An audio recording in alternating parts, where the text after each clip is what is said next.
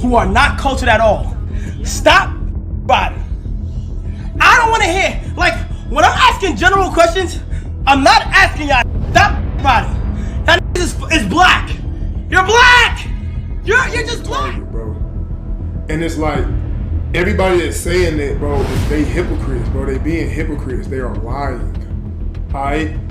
Like, if they had a product and Target wanted them to put it in Target, they would do that because it's what's best for business. The community is switching up on Kai and Duke. Kai is the face of streaming right now, and he probably doesn't even need an introduction. But he joined AMP a few years ago, and he's been taking off ever since. Hey, so y'all peep is 5 of us, but it's a 3v3, right? That means we missed one, right? Who missing? Hey man, welcome up, man. My guy AMP Kai.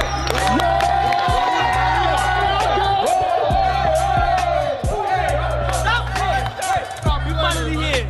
We here. By any means possible, we are here. We not playing no games. Why you keep running? Why you running for? Why you running for? We are here by any means possible.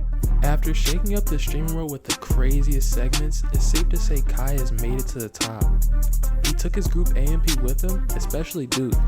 Before joining AMP, Duke was known for his 2K videos on his Stretch Big, but now he's known for his IRL content, where he goes into places such as bowling alleys, events, and just shows himself being himself. You too, right? I got something for you. Oh, I got you a rose. Oh yeah? Yeah. I appreciate it. What's your name? So, Kiwi. Oh, where you from? Atlanta. Really? Yeah. Man, I just so happen to. Well, you live there? Yeah. I just thought she was cute. I appreciate the rose, man. Yeah, how can I get in contact with you, like, after this right here? What you mean? Like, your number, your Instagram, something. I don't know why the internet was shocked that he had a couple baby mamas. But anyways, AMP started to do a lot of challenges and they started to go viral all the time. As a group and individually, every member can pull millions of views. This comes a long way as they used to just be a group of 2K players basically. So it's impressive that they broke past that gamer mold and are now stars for the youth, especially in the black community. And that brings us to the top of this video, why the black community is turning on Duke and Kai. With such big names such as Duke, Kai, Agent, Phantom, Davis, Chris, AMP has been trying to turn this into some selling power. They recently launched their personal care brand Tone, which is just like colognes, deodorants, and things like that for like young men. And Target saw this and decided to offer them the chance to be in their stores and be highly promoted in Target. Or else I'm gonna shoot. Okay, I'm done. I'm never gonna push you again. You promise? I promise, bro. You pinky promise? I pinky Let me get that. Yes. Get out of here.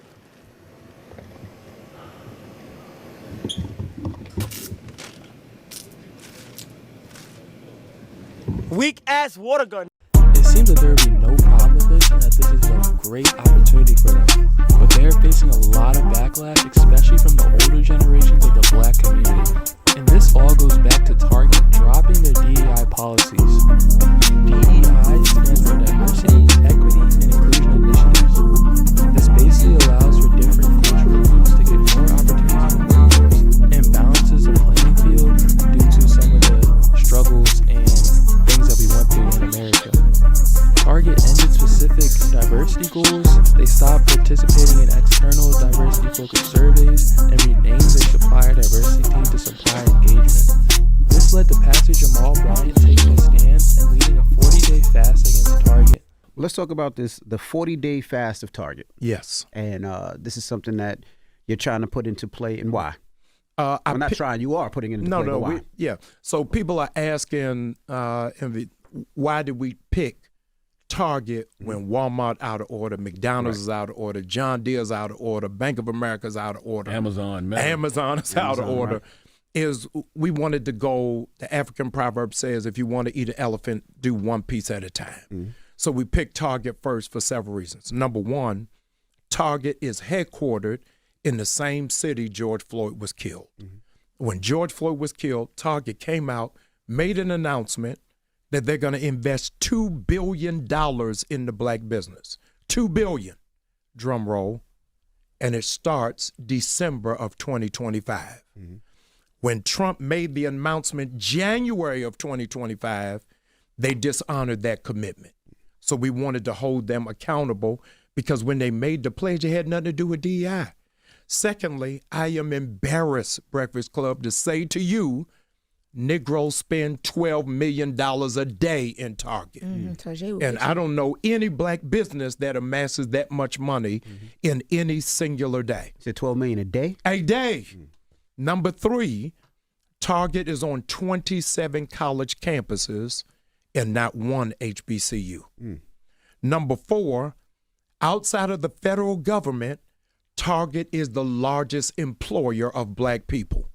There are 400,000 black people on payroll and don't honor us. So if we're giving that kind of money, that much human capital, and to not honor us, I think is dismally disrespected. And because they're publicly traded, we wanted to see what will happen in those 40 days that shows the data. This is the impact when black people walk away, and to share it with those sharecrops. So it will not just be 40 days, but every movement has to have a benchmark. It's got to have a strategy, and you got to have some data. And Pastor Jamal Bryant's movement has been very successful. Target's stock has been dropping billions, and even though this might not be all the movement, it's still enough to probably cause some change within Target. And subsequently, other big brands such as Walmart, Amazon, and the ones he was talking about. The pastor's been putting in work for the black community, but however, the black community is now starting to target AMP, Kai, Duke, and their brand Tone because they're going against the work that the pastor did. People are targeting Duke and Kai, and they're looking into their political and everything about them and their background to make assumptions and to make attacks and accusations on their characters. The only thing scarier than a white man is a black man that's trying to imitate whiteness through capitalism, because there's nothing that he won't do in order to reach his goal of whiteness. I think this Target situation with AMP convinced me that almost all of them voted for Trump. What first convinced me was when Dukedennis went on Quinn Blackwell's cooking show, and she asked him who he voted for, and he said, I don't know, I don't want to talk about it. And that right there told me, because it's like, if you voted for Kamala, you would say you voted for Kamala. But like the overnight stream at a Target is crazy. Especially knowing that black folks and people of color are boycotting Target because they threw out their DEI. It's really tone deaf and irresponsible. Now, obviously, I don't know these dudes personally. This is just speculation on my part, but there's a lot of context clues that show that they do support capitalism. And to my knowledge, none of these dudes talk about politics online, especially like Duke, because he confirmed it. And I might be wrong. Maybe they do talk about it, but at the same time, bro, you taking a Target deal. Nobody messes with Target right now. People made many videos not to this level of like, not this strong of allegations, but many videos about them and just how they felt about like them taking this deal. And there's many opinions about the situations. I mean, you could say that AMP's audience is young black people and they aren't the ones primarily boycotting Target in the first place. Or you could say that they're just an entertainment and there's nobody should be attacking them for anything political because that's not what they do. I'm not going to make any attacks, but I am going to say that I think AMP as a group should have addressed this because this is a big movement in the Black/African American community. And even if they are primarily trying to entertain younger people, there are still many older people that look at them, watch them, and they're taking notes about this. But this is the real only explanation or defense that we've gotten, and it's only from Duke. And it's like, everybody that's saying that, bro, is they hypocrites, bro. They being hypocrites. They are lying. All right?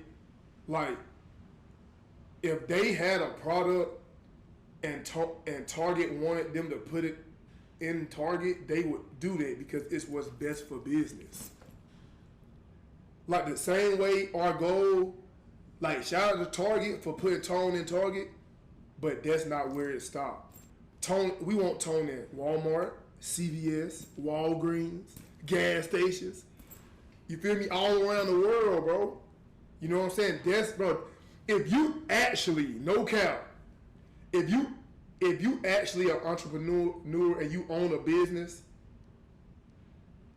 and if you didn't, that would be bad for business, you stupid motherfucker. What the fuck? Like, bro, no cap, they are lying though. That's the crazy part. Like, the same people who got something to say, you telling me that if you had your product and Target was like, hey, can we please put your product in our store? You would say, no. Shut the fuck up. That's what I'm talking about. I'm not gonna sit here and label AMP as bad people because of this, but I do think the way they handled this was very immature.